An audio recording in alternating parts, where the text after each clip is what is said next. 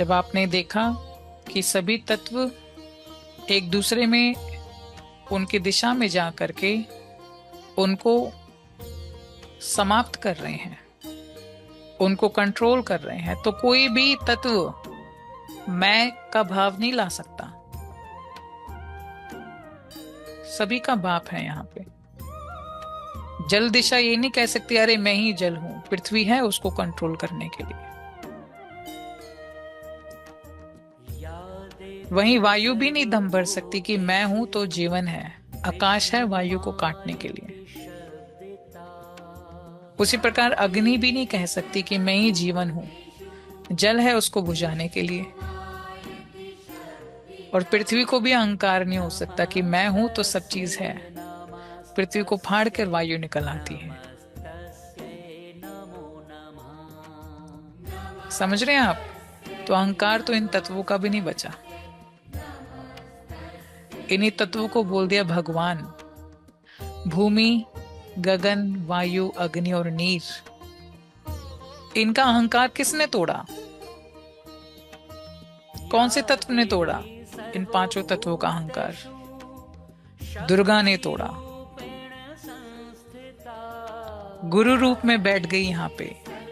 कात्यायन ऋषि की पुत्री मां कात्यायनी, जिसने महिषासुर का वध किया, जो हर युग में आता है। कलयुग है इसलिए महिषासुर मनुष्य के शरीर में ही है। और गुरु दुर्गा रूप में आकर के इन सभी तत्वों के अहंकार का लय करता है और अपने ऑरा में सभी तत्वों को समा लेता है। तो सभी असुरों को इन्हीं तत्वों को साधने का अहंकार हुआ।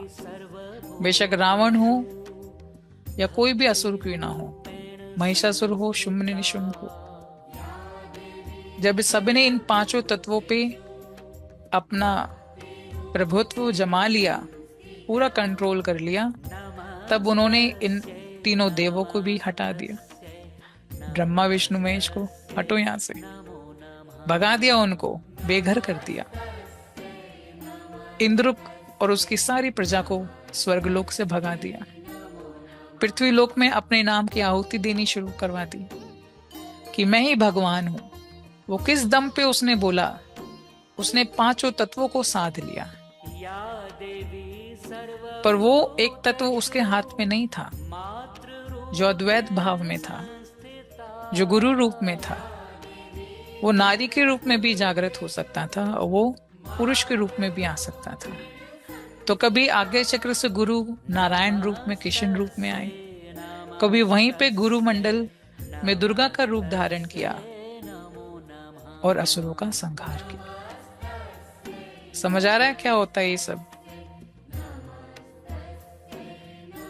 ये गुरु ही हैं और वही गुरु आधार बनते हैं। अब जब आपने भौतिक जीवन का पूरा आनंद ले लिया और सत्य को समझ करके स्वयं को मार्गदर्शन दे करके स्वयं की इच्छा से साक्षात्कार का आपने अनुरोध किया, तो वही गुरु मंडल आपको सहस्त्रार से उठा करके हिरण्य गर्भ में, जहां से सभी की उत्पत्ति हुई, पंच देवों की उत्पत्ति हुई, जो मां ललिता का गर्भ है, वहां पे आपकी ज्योति रूपी आत्मा को वहां समावेश हो जाता। वो भी गुरु मंडल ही करवाता है।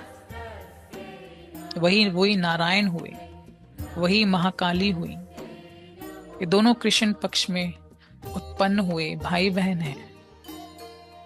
पार्वती और नारायण भाई बहन हैं।